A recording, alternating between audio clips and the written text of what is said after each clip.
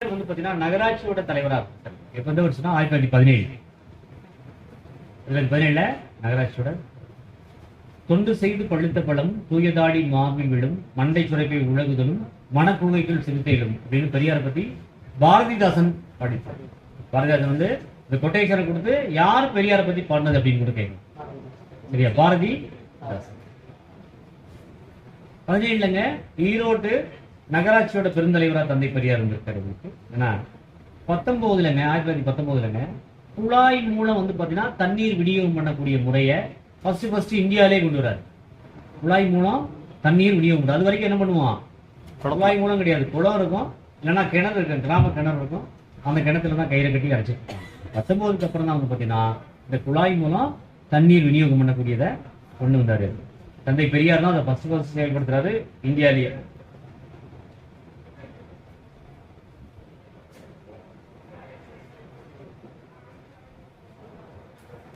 இப்போ ஒரு கேள்வி, அரசியலமைப்பு சட்டம்னா என்ன? வாட் இஸ் கான்ஸ்டிடியூஷன் லா? சட்டங்களுக்கெல்லாம் சட்டம். அந்த சட்டத்தை மீறி எந்த சட்டத்தை ஏற்க முடியாது. இப்படிலாம் நம்ம ஏதாவது நம்ம சொல்லிட்டே போகலாம். பட் எக்ஸாக்ட்லி மீனிங் ஒன்று இருக்கு. சரியா? அதை நம்ம சொல்லணும். அப்படி நோட் பண்ணிங்க. ஒரு நாட்டின் நிர்வாகமானது அட்மினிஸ்ட்ரேஷன் ஆஃப் த கண்ட்ரி, ஒரு நாட்டின் நிர்வாகமானது எந்த அடிப்படை கொள்கைகளை, பேசிக் பாலிசி, அடிப்படை கொள்கைகளை சார்ந்து அமைந்துள்ளது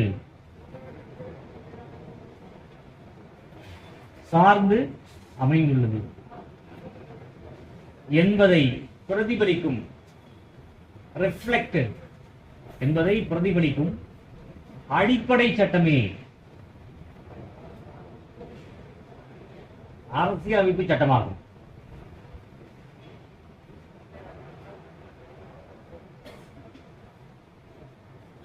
அரசியலமைப்பு என்கிற வார்த்தை முதலில் அமெரிக்க ஐக்கிய நாடுகளில் தோன்றியது.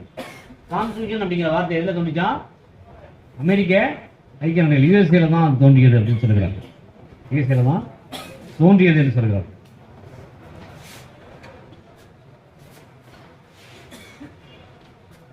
இந்தியன் கான்ஸ்டிடியூஷனை நிறைய படிக்கிறாங்க, நிறைய ஹிண்ட் எடுக்கிறாங்க. அதை ஒரு ஆள் தன்னுடைய கைப்பட எழுதுறாரு. அம்பேத்கர் அல்ல, ஒரு ஆளு தன்னுடைய கைப்பட எழுதுறாரு. அப்படி ஒரு ஆளு யாருன்னு நோட் பண்ணீங்க. பிரேம் பெஹாரி நரேன் ரைஜடா. பிரேம் பெஹாரி நரேன் ரைஜடா என்பவரால் இந்திய அரசியலமைப்பு சட்டம். நரேன் ரைஜடா முழு பேரு. ஏன்னா சமயத்துல ரைஜடா மட்டும் சொல்லிட்டீங்கன்னா மற்ற பேர்ல விளையாடிட்டாங்கன்னா போச்சு. அதனால முழு பேரையும் சொல்லிட்டீங்கன்னா பிரேம் பெஹாரி நரேன் ரைஜடா என்பவர் இந்திய அரசியலமைப்பு சட்டம் என்பவரால் இந்திய அரசியலமைப்பு சட்டம் இத்தாலிய பாணியில், ரைட்டிங் இருக்குல்ல அது சொல்றாங்க, இத்தாலிய பாணியில் அவரது கைப்பட எழுதப்பட்டது. என்டையர் கான்ஸ்டிடியூஷன் ஒரு ஆளு கைப்பட எழுதுறான். ஜட்ஜி சொல்ல சொல்ல ஸ்டெனோ டிக்கெட் பண்ணுவாங்கல்ல, அந்த மாதிரியா இது பண்றது உங்களுக்கு. சரியா?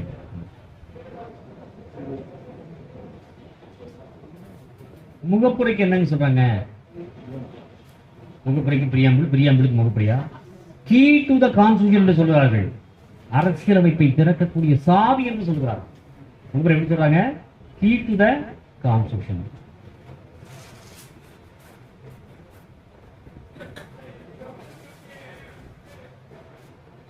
ஒரு கேள்வி சென்ட்ரல் கவர்மெண்ட் எக்ஸாம்ல கேட்டிருக்காங்க.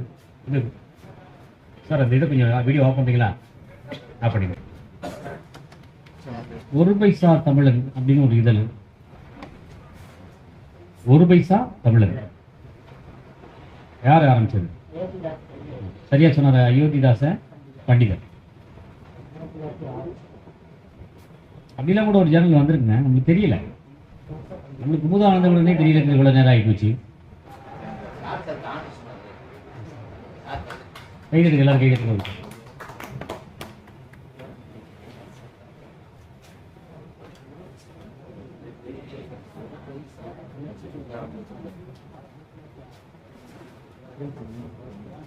இந்தியாவில் குடியுரிமை சட்டம் எந்த வருஷம் கொண்டு வரப்பட்டது சொல்லுங்க? 55 1955 தான் சிட்டிசன்ஷிப் ஆக்ட்னு ஒரு ஆக்ட் கொண்டு வராங்க. நீங்கள் மெஜாரிட்டி பார்த்தீங்கன்னாங்க ஒரு லைன் சேர்த்துருப்பாங்க, இந்திய குடிமகனாக இருக்க வேண்டும். எம்எல்ஏ நிற்கிறீங்களா, ஒரு வார்த்தை சேர்த்துப்பாங்க, என்னது? இந்திய குடிமகனாக. எம்பியா இருக்கணும், லோக்கல் படியை சீக்கலாம் இருக்கணும்.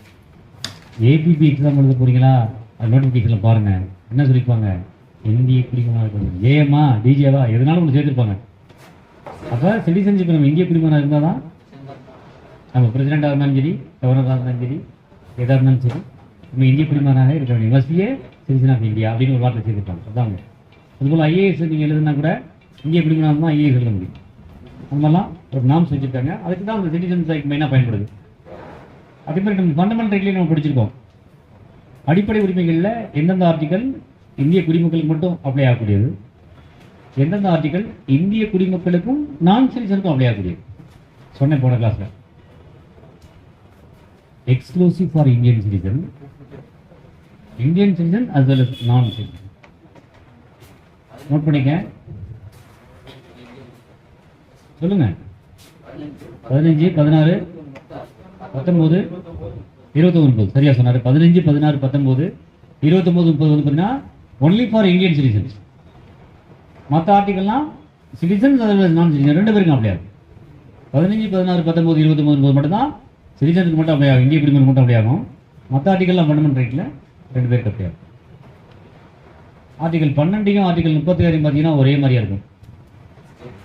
ஸ்டேட்னா என்னென்னு டிஃபைன் பண்ணுவோம். 36 பாருங்க, டைரக்ட் எக்ஸாம் ஸ்டேட் பாலிசியில். ஆனால் ரெண்டுக்கும் ஒன்றும் வித்தியாசம் என்னன்னு கேட்டீங்கன்னா, ஒன்று ஃபண்டமெண்டல் ரைட்டில் இருக்குது, இன்னொன்று டைரக்ட் எக்ஸாம் ஸ்டேட் பாலிசியில் இருக்குது. டைரக்ட் எக்ஸாம் ஸ்டேட் பாலிசி எங்கேருந்து எடுக்கப்பட்டது? அயர்லாந்து. எங்கேருந்து எடுக்கப்பட்டது? அயர்லாந்து. என்போர்ஸ் பண்ணுங்க அப்படின்னு சொல்லலாம் ஃபண்டமெண்டல் ரைட்டில் இருந்துச்சுன்னா, என்போர்ஸ் பண்ணுங்கன்னு சொல்ல முடியாது டிபிஎஸ்பியில் இருந்துச்சு. அவ்வளோதான் வித்தியாசம். என்போர்ஸ் இந்த கோர்ட் ஆஃப் லா அப்படின்னா fundamental right, cannot be enforced in the court of law அப்படின்னா டைரக்ட் எக்ஸாம் ஸ்டேட் பாலிசி. அதான் வித்தியாசம். ஆனாலுமே கூட பார்த்தீங்கன்னா ஒரு சட்டத்தை டிராஃப்ட் பண்ணும்போது அவங்க டிபிஎஸ்சியை பார்த்துட்டு தான் டிராஃப்ட் பண்ணுவாங்க. இந்த ஓல்ட் ஏஜ் பென்ஷன் அப்படின்லாம் கொடுக்குறாங்களா, ஓஏபிலாம் கிராமங்களில் வாங்குறாங்களா, இதெல்லாம் எங்கேருந்து கொடுக்குறாங்க? கரெக்டாக வந்து பார்த்தீங்கன்னா டிபிஎஸ்பியில் வரக்கூடிய கொள்கைகளை பேஸ் பண்ணி தான் அந்த ஓல்ட் ஏஜ் பென்ஷன்லாம் கொடுக்குறாங்க. அதே மாதிரி மெட்டர்னிட்டி பெனிஃபிட் இருக்கு பாருங்க, அதுவும் வந்து பார்த்தீங்கன்னா இந்த டிபிஎஸ்பியில் வரக்கூடியதான். ஏன் கிராம பஞ்சாயத்து 40 சொல்லியிருக்காங்களே, அதுவுமே கூட டிபிஎஸ்பியில் வரக்கூடியதான். காந்தியன் பிலாசபி அப்படிங்கிறாங்க. காந்திக்கு ஒரு கொள்கை இருந்துச்சு, பசுவதை கூடாது, கிராம பஞ்சாயத்துகளை அமைத்தல், என்ன குடிசை தொழில்களை ஊக்குவித்தல், அந்த மாதிரிலாம் நிறைய விஷயங்கள் பண்ணாங்க. அதே மாதிரி மது கூடாது அப்படின்னு சொன்னார். இந்த மாதிரி விஷயங்கள் அதுலேருந்து வருது, டிபிஎஸ்பியில் தான் வருது. ஒரு ஆக்டை டிராஃப்ட் பண்ணாங்கன்னா டிபிஎஸ்பியை பார்த்துட்டு தான் பண்ணுவாங்க. ஈவன் தோ அது cannot be enforced இந்த கோர்ட் ஆஃப் லா வரனா கூட அதை பார்த்துட்டு தான் அவங்க என்ஃபோர்ஸ். இந்த மாதிரியா ஒரு சிஸ்டம் நம்ம நாட்டில் வச்சுருக்காங்க.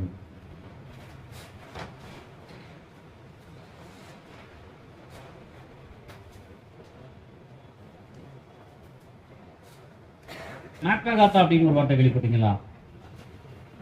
இந்த கன்சியூமர் ப்ரொடெக்ஷன் ஆக்டை சொல்கிறாங்க, Magna Carta of the consumer protection act சொல்கிறாங்க. கன்சியூமர் ப்ரொடெக்ஷன் எப்படி சொல்கிறாங்க? Magna Carta of the consumer அப்படின்னு ஒரு வார்த்தை யூஸ் பண்ணுறாங்க. அதுபோல் பார்ட் 3 இருக்கு பாருங்க, அதை மேக்னா Carta of the Indian constitution சொல்கிறாங்க. அது என்ன மேக்னா கார்ட்டா அப்படின்னு பார்த்தீங்கன்னா, 1215 இங்கிலாந்து நாட்டில் கிங் ஜான் அப்படின்னு ஒரு ராஜா அவன் தன்னுடைய குடிமக்களுக்கு எழுதப்பட்ட சில சுதந்திர உரிமைகளை கொடுக்குறாங்க. அந்த ஆவணம் தான் மேக்னா கார்ட்டா, அதாவது மகா சாசனம் என்று அழைக்கப்படுது. இந்த ஆவணம் தான் மேக்னா கார்ட்டா அல்லது மகா சாசனம் என்று அழைக்கப்படுது. அதில் இருந்தால் மேக்னா கார்ட்டா அப்படிங்கிற வார்த்தை தொடர்ச்சியாக வந்துட்டே இருக்கு.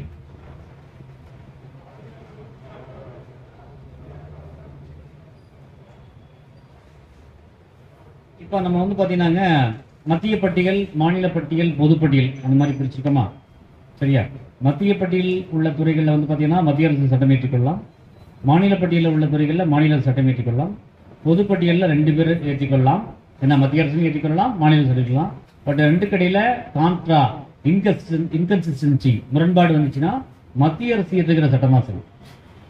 2 முரண்பாடு வந்துச்சுன்னா மத்திய அரசு ஏற்றுகிற சட்டம் தான் செல்லும் அப்படின்னு சொல்றாங்க. சரியா உங்களுக்கு? இப்போ சென்ட்ரல் லிஸ்ட்ல எத்தனை இருக்கு வச்சிருக்காங்க? தேசிய முக்கியத்துவம் வாய்ந்த விஷயங்கள் எல்லாம் சென்ட்ரல் லிஸ்ட்ல இருக்கு. சிஆர்பிசி சென்ட்ரல் லிஸ்ட்ல தான் இருக்கு. போஸ்ட் ஆஃபீஸ் சென்ட்ரல் லிஸ்ட்ல தான் இருக்கு. சரிதான்? இந்த மாதிரி தேசிய முக்கியத்துவம் வாய்ந்த விஷயங்கள் எல்லாம் சென்ட்ரல் லிஸ்ட்ல இருக்கு. 100 ஐட்டங்கள் அந்த மாதிரி இருக்கு. ஸ்டேட் லிஸ்ட்ல எத்தனை ஐட்டங்கள் இருக்கு? 61. சமச்சீர் பிரகாரங்க இப்போ கூட சேஞ்ச் ஆகிருக்க வாய்ப்பு உண்டு. நான் சொல்றது சமச்சீர் கல்வியில் என்ன போட்டிருக்காங்க அதுதான் சொல்றேன் உங்களுக்கு. சரியா? அதுபோல கன்கரண்ட் லிஸ்ட். கன்கரண்ட் லிஸ்ட் எங்க இருந்து எடுத்தாங்க? Taken from which country? Australia. Australia என்பது சரியான பதில். ஆஸ்திரேலியா தான் கன்கரண்ட் லிஸ்ட் எடுக்கிறாங்க. பொதுப்பட்டியலுங்க, வேற ஒன்றும் கிடையாது. இந்த 2 பேருமே அதில் சட்டம் ஏற்றுக்கொள்வோம். பொதுப்பட்டியல் என்னங்க எவ்வளவு கேட்குங்க? 52 ஐட்டங்கள் பொதுப்பட்டியல்ல இருக்கிறது. இல்லைங்க, ஒரு 5 துறைகளை மட்டும் வந்து பாத்தீங்கன்னா 42வது சட்டத்திருத்தம் 76ல மாத்துறாங்க. மாநில பட்டியலிருந்து பொதுப்பட்டியலுக்கு மாத்துறாங்க. ஒரு 5 துறைகளை மாநில பட்டியலிருந்து பொதுப்பட்டியலுக்கு 42வது சட்டத்திருத்தம் 76ல மாத்துறாங்க. 42வது சட்டத்திருத்தத்துக்கு ஒரு பேரு மினி கான்ஸ்டிடியூஷன் சொல்றாங்க. கேள்வி அதுவும் இல்ல, ஏபிபியில் கேட்க போற கேள்வி அவுட் பண்றேன், முடிஞ்ச ஆன்சர் பண்ணி பாருங்க. 42வது சட்டத்திருத்தம் when came into force, எந்த தேதி, எந்த மாசம், எந்த வருஷம் கோர்ஸுக்கு வந்துச்சு சொல்லுங்க? 3/1/77 நோட் பண்ணீங்க. 42வது சட்டத்திருத்தம் செயல்பாட்டுக்கு வந்து எந்த நாள்? 3/1/77. ஆக்சுவலி அது 42nd அமெண்ட்மென்ட் 76 தான் அதுக்கு பேரு. பட் போர்ஸ்க்கு வந்தது பாத்தீங்கன்னா 3/1/77. சரியா? கேட்பதற்கு வாய்ப்புகள் அதிகம். ஏன்னா வெரி டஃப்பான கேண்டிடேட்டா வர்றீங்க ஏபிபிக்கு, புளிஞ்சு விடணும் அப்படின்னு முடிவு பண்ணிட்டாங்கன்னா இந்த மாதிரி கொஸ்டின் இருக்கும். அவங்களுக்கு தெரியும் எங்க புளியணுங்கிறதே நல்லா தெரியும். நம்ம முறுக்கு புளியணுமோ இல்லையோ அவங்க நல்லா புளிஞ்சு விடுவாங்க. டிஜேல நல்லா புளிஞ்சாங்க, ஜெயமணி நல்லா புளிஞ்சாங்க, ஏபிபி நல்லா புளிவாங்கன்னு நம்புறேன். என்னன்னு பாருங்க, அந்த 5 துறைகள் மாத்துறாங்கல்ல, மாநில பட்டியல இருந்து பொதுப்பட்டியல் மாறாங்க, ஸ்டேட் லிஸ்ட்ல இருந்து கன்கரண்ட் லிஸ்ட் மாறாங்க. என்ன பட்டியல் பாருங்க? கல்வி, எஜுகேஷன் மாத்துறாங்க. காடுகள், forest.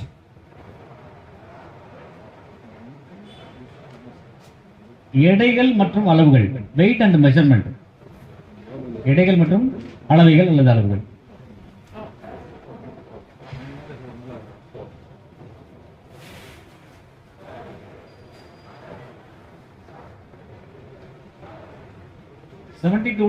Wild life protection act ஒரு ஆக்ட் கொண்டு வராங்க. வனவிலங்குகள் பாதுகாப்பு ஒரு சட்டம் கொண்டு வராங்க. அதை பேஸ் பண்ணி தான் உங்களுக்கு 73 வந்து பாத்தீங்கன்னா புலி வந்து மாறுறாங்க. இந்தியாவில் எத்தனை புலிகள் காப்பகம் இருக்கிறது? சரணாலயம் சொல்லுவீங்கல்ல, மாதிரியா இருக்கு. எத்தனை இருக்கு? இப்போ ஒன்று சத்தீஸ்கர் அனௌன்ஸ் பண்ணிடுறாங்க. 56 புலிகள் காப்பகங்கள் இருக்காங்க. சத்தீஸ்கரில் மட்டும் 4 இருக்கா. இப்போ கடைசி 56வது சத்தீஸ்கரில் கொண்டு வந்துருக்காங்க. அதை பார்த்துக்கங்க. ரீசெண்ட் கரண்ட் அப்டேட்டுங்க. சரியா?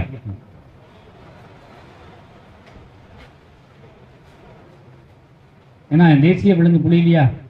பாந்திரியா டைகரிஸ் சொல்லுவாங்க. அதுக்கு என்ன சொல்லுவாங்க? பாந்திரியா டைகரிஸ் சொல்லுவாங்க.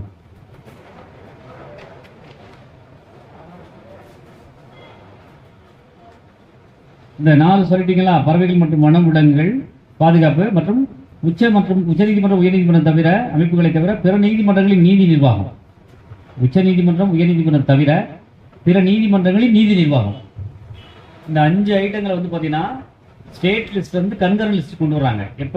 42வது சட்டத்திட்டம் 76ல கொண்டு வர்றாங்க. ஸ்டில் அப்படிதான் இருக்கு.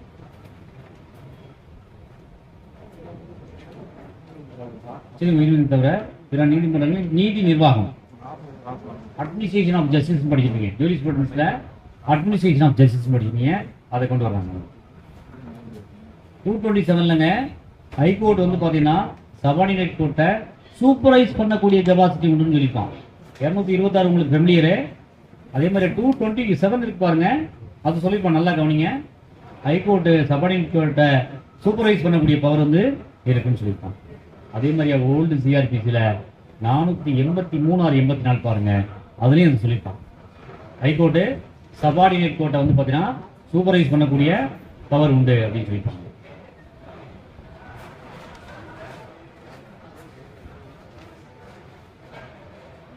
69ல ஒரு கமிட்டி மத்திய மாநில உறவுகள் குறித்து ஆராய்வதற்காக தமிழ்நாடு அரசு வந்து பாத்தீங்கன்னா ஃபார்ம் பண்ணுது. அந்த கமிட்டியோட பேர் என்ன?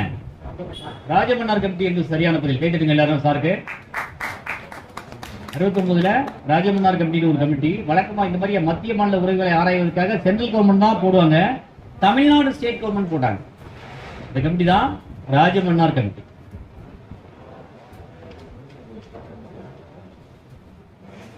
83ல ஒரு கமிட்டி மத்திய மாநில உறவுகளை ஸ்டேட் அண்ட் சென்ட்ரல் எலெக்ஷன்ஸ் ஆராய்வதற்காக உங்களுக்கு.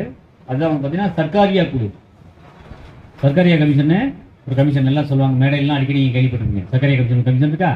அந்த கமிட்டி மத்திய மாநில உறவுகள் ஆராய்வதற்காக 247 பரிந்துரைகள் கொடுத்தது. சர்க்காரியா கமிட்டி எத்தனை ரெக்கமெண்டேஷன் கொடுத்தாங்க?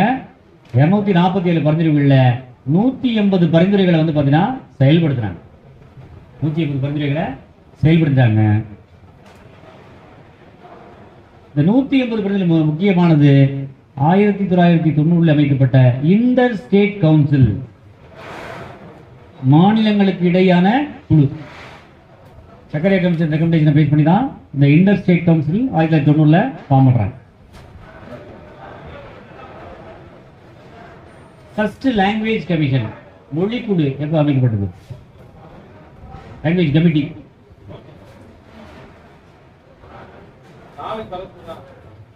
1955 தான் போடுறாங்க.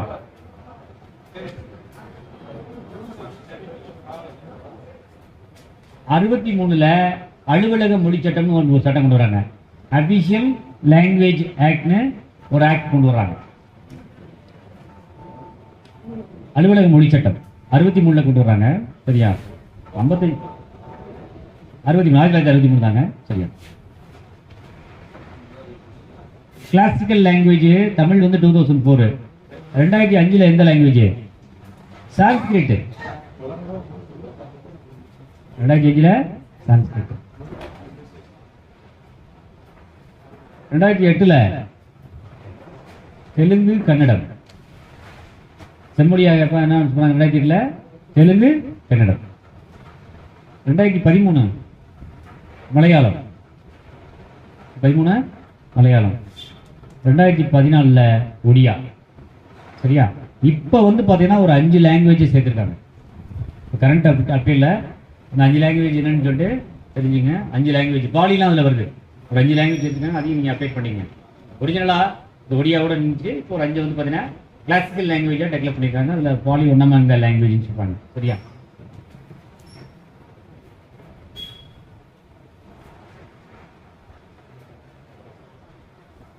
Constitutional reform committee. சார் சொல்லுங்க. சொல்ல முடிச்சிருவாங்க. சொல்லுங்க. சரியா? கரெக்டாக 3:45 ஸ்டார்ட் பண்ணோம். வழக்கமாக 3:30 ஆரம்பிக்குது.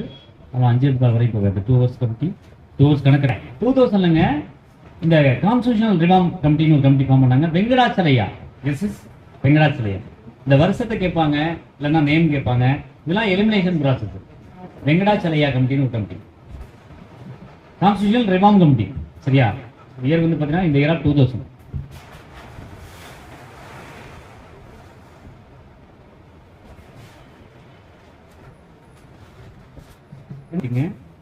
பூஞ்சி கமிட்டி. பூஞ்சி கமிட்டி. பூஞ்சி கமிட்டின்னு சொல்லுவாங்க, இல்ல பூஞ்சி கமிட்டின்னு சொல்லுவாங்க. பூஞ்சி கமிட்டி அல்லது பூஞ்சி கமிட்டின்னு சொல்லுவாங்க. அதுவும் கான்ஸ்டிடியூஷனல் ரிஃபார்ம் சம்பந்தமானதான், அரசியலமைப்பு சம்பந்தமானதான். சரியா? 2007ல.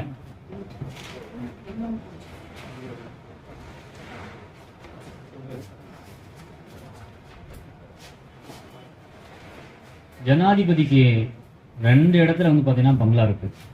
டெல்லியில் இருக்கிறத விட்டணும், அதை தவிர. ஜனாதிபதிக்கு 2 இடத்துல பங்களா, டெல்லியை தவிர. எங்கெங்க இருக்கு? டெல்லி தான் தெரியும், அணிவகுப்புலாம் நடத்துவாங்க. ஏன்னா இப்போ அதை தவிர 2ன்னா எங்கே தருது? நம்ம நினைச்சிருக்கேன், நம்மளுக்கு புதுசு தான். சரியா? சிம்லா. அந்த பில்டிங் பேரு ரிட்ரீட் கட்டிடம். இந்த பில்டிங் பேர் என்ன? ரிட்ரீட் கட்டிடம். ரிட்ரீட்.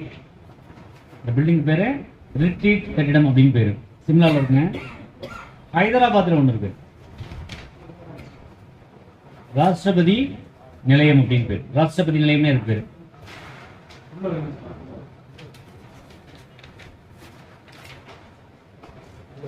இந்த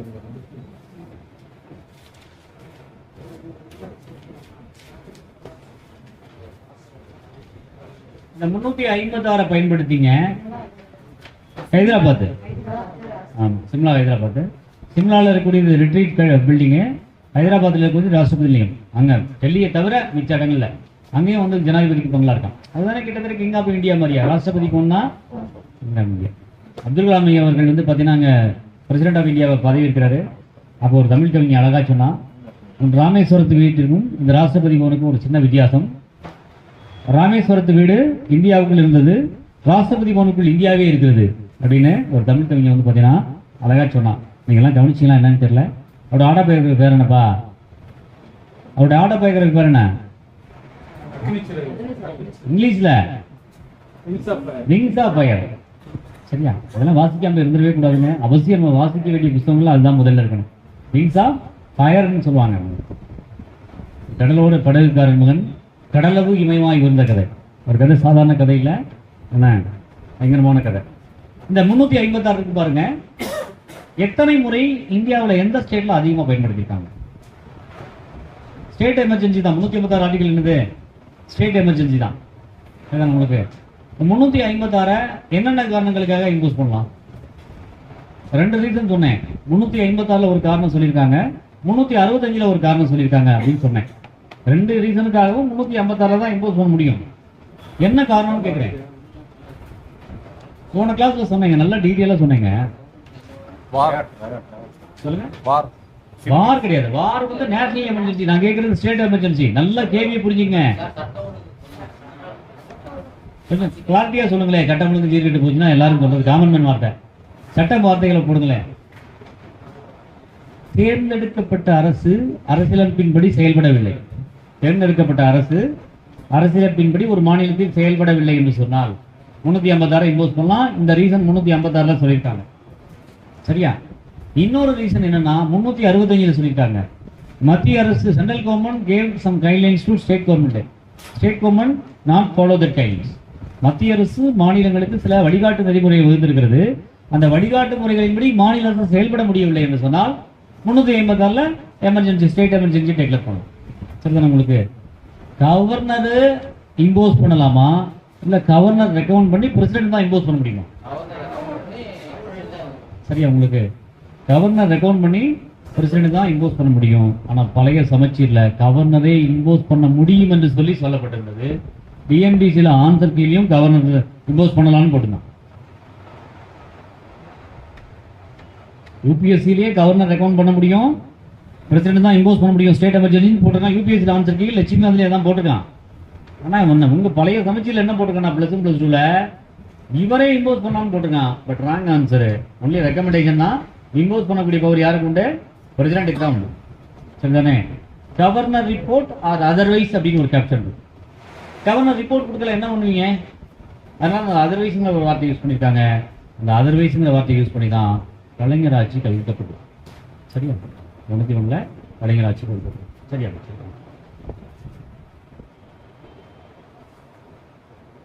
சரி சரி சரி.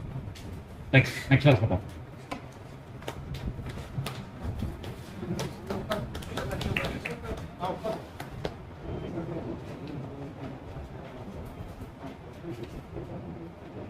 மீண்டும் உங்கள் அனைவருக்கும் மாலை வணக்கத்தை உரித்தாக்குகிறேன்.